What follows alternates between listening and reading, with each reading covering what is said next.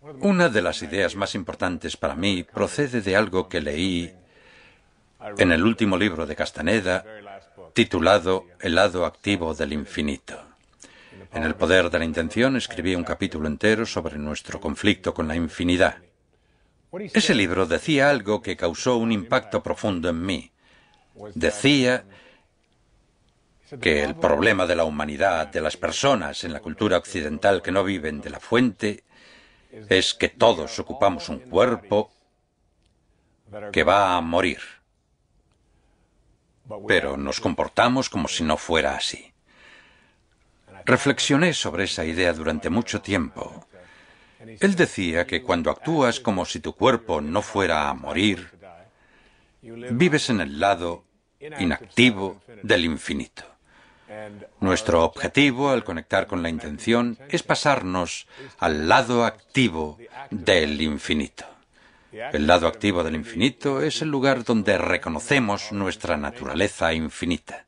Así entendemos las palabras de Jesús cuando dice que estamos en este mundo, pero no somos de este mundo.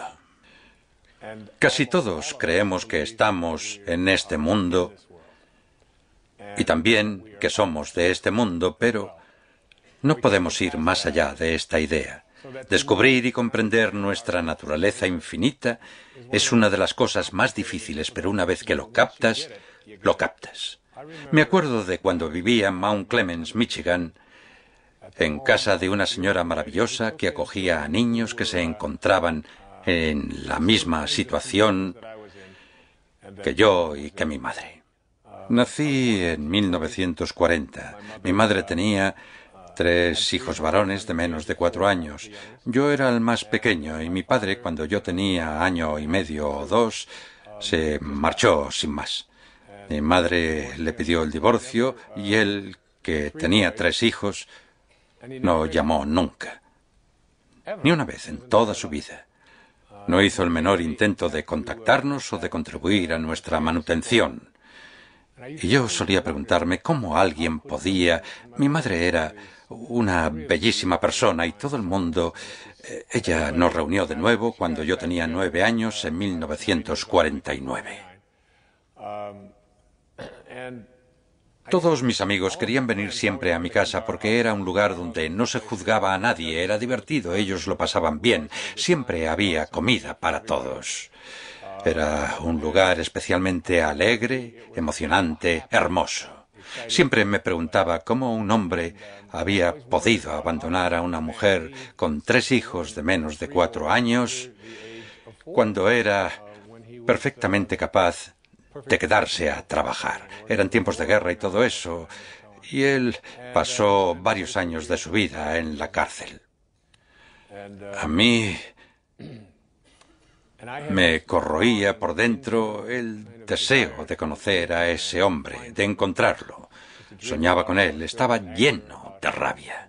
Un momento decisivo en mi vida llegó cuando cambió la imagen que tenía de mi padre. Yo no sabía de él más que su nombre. Se llamaba Melvin Lyle Dyer. Sé que nació en 1914. Por las noches a menudo soñaba que lo veía. Despertaba lleno de ira, a veces sudando. Soñaba que me peleaba con él cuando dormía y me despertaba empapado, furioso. Durante todos esos años, hasta que cumplí los 34, en 1974, soñaba con él casi cada noche. Siempre le pedía a mi madre que me contara algo de él, cosas como dónde estaba. Ella albergaba hacia él un profundo resentimiento. Así pues, recibí una nota en 1974 o 73 que me informaba de que mi padre me la había enviado una prima a quien no conocía, llamada Dorothy Phillips. Me decía que mi padre había muerto 10 años atrás en 1964, a los 49 años, de cirrosis, y que estaba enterrado en Biloxi, Mississippi. Había muerto en Nueva Orleans. Esa era toda la información de la que ella disponía. Mis dos hermanos no querían ni oír nombrar a mi padre, creo que en parte porque se acordaban de él, eran 1 o 2 años mayores que yo. No querían saber nada, pero yo tenía una curiosidad muy grande, casi innata, por saber quién era esa persona. Por encima de todo, quería saber cómo había podido hacer eso y si reconocía a sus 3 hijos. De hecho, solo quería saber si reconocía a un hijo llamado Wayne. En esa época, yo trabajaba como profesor en la Universidad de St. John, en Nueva York. Daba clases de asesoramiento psicológico. Era la época en que Lyndon Johnson había incluido muchas cosas en su programa para una gran sociedad y se estaban integrando algunas escuelas del sur.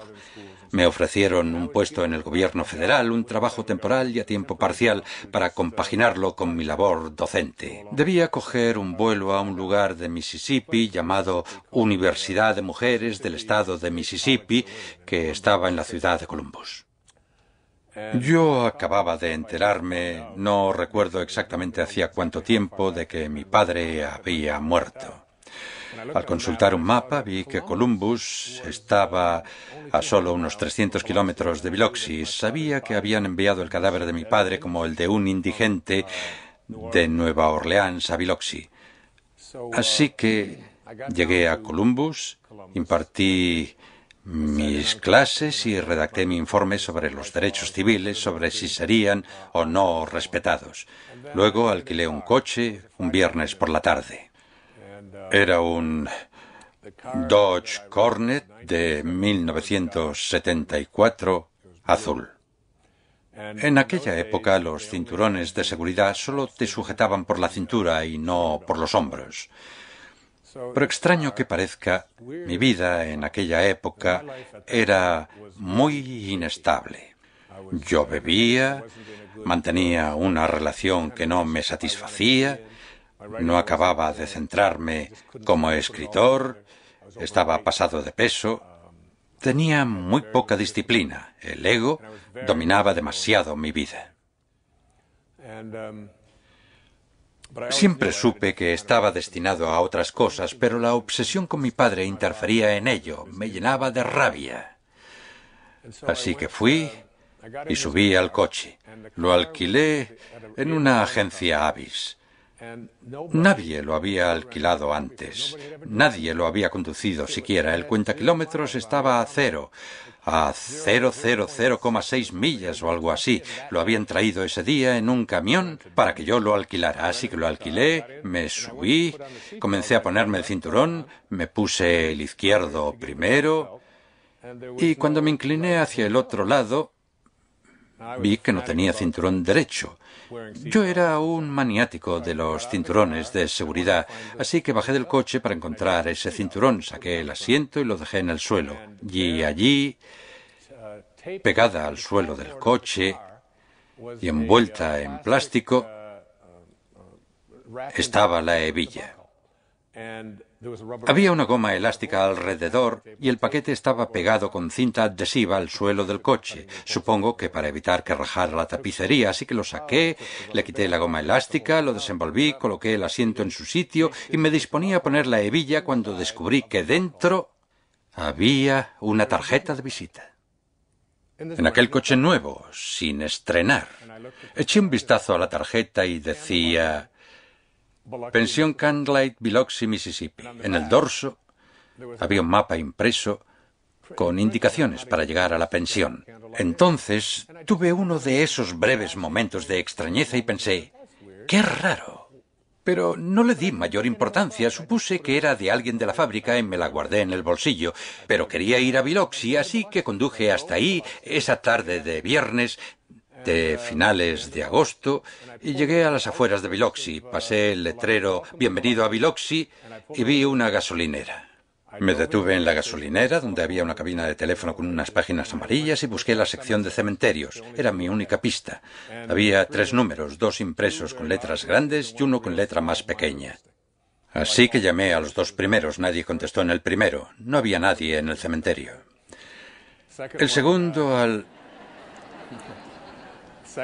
al que llamé comunicaba constantemente, así que llamé al número pequeño y contestó un hombre con acento sureño. Le dije: llamo para preguntar si hay un tal Melvin Lyle Dyer que murió en 1964, creo que fue en ese año, enterrado en su cementerio. Él respondió: en realidad esto no es un cementerio, pero sí que hay gente enterrada aquí. Dijo que iría a echar un vistazo y tardó al menos 10 minutos en regresar. Se puso al teléfono mientras rebuscaba en una caja de Coca-Cola, que es donde se archivaban los papeles en Mississippi en ese entonces. Entonces dijo: he encontrado el registro de su padre, lo enterraron aquí en 1964. Yo le dije: he venido de viaje, llevo buscando a mi padre toda mi vida, me gustaría visitar su tumba. Él replicó: no es realmente un cementerio, su padre está enterrado en el terreno de la pensión Canlight. Es una historia verídica. Así que me llevé la mano al bolsillo y dije: tengo un mapa. Conduje hasta aquel pequeño terreno. Fue un momento decisivo en mi vida en el que empecé a creer en el lado activo del infinito. Me acerqué a una marca que había en el suelo. Ni siquiera había lápida, solo una marca en el suelo que decía Melvin Lyle Dyer. No recuerdo las fechas exactas, pero estoy casi seguro de que eran 1914-1964. Me quedé ahí un rato y cuando entré en la pensión el hombre me dijo: puede irse cuando quiera, pero cuando lo haga cierre la valla con la cadena. Le dije que así lo haría. Salí de nuevo. Eran como las 5:15 y permanecí allí casi 3 horas. Ya había oscurecido, eran las 8 y no hice más que maldecir a mi padre pisoteando el suelo y diciendo: ¿cómo pudiste hacer eso? ¿En qué estabas pensando? ¿Cómo pudiste marcharte y no llamar nunca? Se me saltaron las lágrimas. Fue un momento culminante y muy emotivo de mi vida.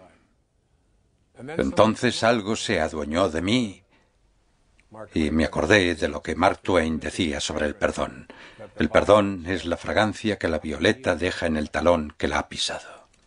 Se apoderó de mí una sensación que nunca había tenido y le dije a mi padre: te perdono. No sé por qué. Dije: a partir de este momento y para el resto de mi vida te transmitiré amor. Te veré siempre con afecto. Así que puse la cadena, me alejé en el coche, volví a casa, volé de regreso a Nueva York, me tomé un breve periodo sabático de unas 2 semanas y fui a un lugar en Fort Lauderdale, Florida, al motel Spindrift. Me alojé allí y escribí un libro llamado Tus zonas erróneas. Hoy se han publicado 32 millones de ejemplares de ese libro en 48 idiomas y lo escribí en menos de 2 semanas, de principio a fin. Cuando me marché de ahí, empecé a hacer footing. Poco después adquirí la costumbre que he mantenido 22 años de correr 13 kilómetros cada día. Dejé de beber, inicié una nueva relación en mi vida. Los hijos que había querido tener empezaron a aparecer. Cambié mi dieta. Dejé de comer alimentos tóxicos y de tener comportamientos tóxicos. Y todo lo que he sido capaz de crear y lograr en mi vida ha sido posible porque, por alguna razón misteriosa, una tarjeta de visita había ido a parar a un coche sin estrenar y después a mi bolsillo cuando me disponía a ir en busca de mi padre. No tengo ni un atisbo de explicación para ello. Es místicamente misterioso, pero ese acto me cambió literalmente la vida y la dio un vuelco. Recuerdo que de niño, cuando vivía en el 231 de Town Hall Road en casa de la señora Scarf, ella se acercó una tarde y nos entregó a mi hermano Dave y a mí un plátano a cada uno. Estábamos en el porche trasero y ella, con el rostro bañado en lágrimas, nos dijo: el señor Scarf ha muerto esta mañana. Yo, tan inocente a mis 6 o 7 años, le pregunté, ¿y cuándo volverá? Y ella respondió, nunca. Recuerdo que pelé ese plátano, me fui a mi litera, me acosté e intenté imaginar ese nunca. No sé si han pensado nunca que irse a dormir y morirse durante 1.000.000 de años no es gran cosa, pero nunca, nunca. Fue entonces cuando empecé a comprender mi naturaleza infinita y a vivir en el lado activo del infinito. Hoy sé que lo que me ocurrió con mi padre, ese perdón activo, fue un instrumento muy potente que sembró en mí el objetivo que me ha traído hasta aquí y que me ha permitido crear este programa, el libro que he escrito y todos los otros logros de mi vida, incluidos mis hijos, incluido todo lo que más aprecio, incluida mi salud, mi capacidad de hablar sin leer notas, mi voz. Todo ello surgió a raíz de ese acto de perdón. Vivo a partir de ese momento en el lado activo del infinito. Ya no vivo en un cuerpo que creo que no morirá. Sé que morirá, pero también sé que no es yo. Estoy total y absolutamente reconciliado con ello. No soy este cuerpo. Soy un ser infinito disfrazado de un hombre que les habla en este momento. Que Dios les bendiga. Gracias. Gracias.